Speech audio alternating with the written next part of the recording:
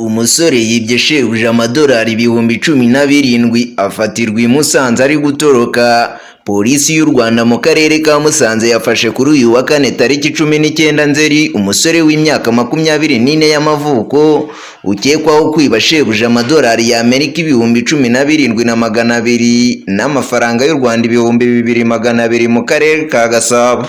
Umuvugizi wa polisi y'u Rwanda mu ntara y'Amajyaruguru Superintendent of Police CP Bosco Mwiseneza yavuze ko yafashwe amaze kohereza amwe muri ayo mafaranga kuri konti ye biturutse mu makuru yatanzwe n'umuturage.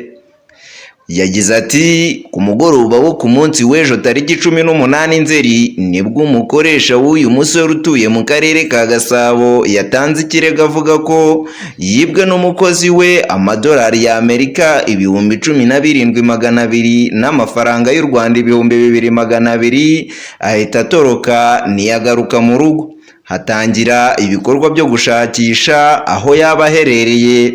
Yunzemo ati mu gitondo cyo kuri uyu wa kane ahagana ku isaha ya 3:30 yaje gufatirwa ku biro by'uvunjisha mu karere ka Musanze amaze kohereza kuri konti ye ya banke miliyoni 12,680 asigaranye miliyoni 1 yari agifite mu gakapu. Hamwe n'amafaranga yose yafatanywe yahise ashyikirizwa urwego rw'ubugenzacyaha RIB kuri sitasiyo ya Remera kugira ngo hakomeze iperereza kuri iki cyaha cy'ubujura akurikiranyweho. CP Mwiseneza yashimiye uwibwe wahise abimenyekanisha n'abatanze amakuru yatumye uyu musore ukekwaho afatwa ataratoroka.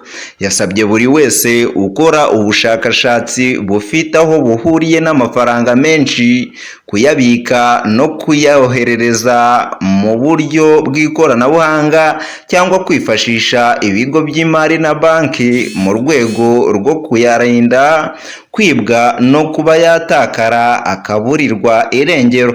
Itegeko nomero ya 68/2018 ryo kuwa 30/8/2018 riteganya ibyaha n'ibihano muri rusange. Ingingo y'166 ivuga ko umuntu wese uhamijwe n'urukiko icyaha cyo kwiba ahanishwa igifungo kitari munsi y'umwaka umwe ariko kitarenze imyaka 2, ihazabu y'amafaranga y'u Rwanda atari munsi ya miliyoni 1 ariko atarenze miliyoni 2, imirimo y'inyungu rusange mu gihe cy'amezi 6 cyangwa kimwe gusa muri ibyo bihano. Habimana Jean d'Amour mu karere ka Gasabo. Mwibuke gukora subscribe, share na comment.